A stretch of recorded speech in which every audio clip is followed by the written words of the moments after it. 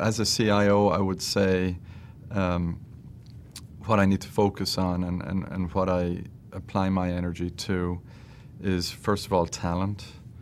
Do we have the right people? I'm a strong believer in the Jim Collins saying, you know, get the right people on the bus, and if you've got the right people on the bus and they're in the right seats, in other words, you've got the right talent in the right roles, they can take care of vision and strategy and innovation and all of the things that you may wrestle with. And if you don't have the right people, or they're not in the right roles and they're not in a structure that is going to enable them to be successful, I think you're fighting an uphill battle. So each time I've come into an organization, and I've been in a few IT organizations, I tend to spend about 6 months on structure, and I spend a lot of time on talent. And then the third area I would spend time on is culture.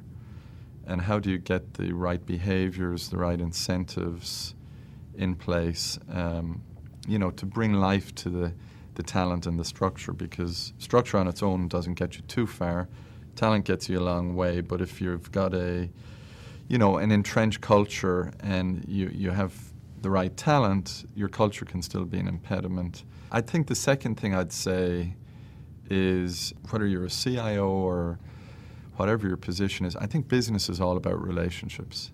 Even today with email and, you know, social media and our ability to maybe not see people face to face as much as we would have in the past, I think if you really want to get business done in an organization, you need to have a strong network at a peer level and also up and down the organization. You need people who are going to feed you ideas and people who are going to be honest to you about the issues. So that would be the other thing I'd say is, I think Colin Powell had a saying that, you know, the day people stop bringing you trouble, you're in trouble. It was something like that. But his intent was, you know, if you've become remote and disengaged and detached from, especially people more junior than you, and they feel they can't bring you bad news, then that's the beginning of the end. And so that strong network up and down across the organization is something I'd put a lot of time into.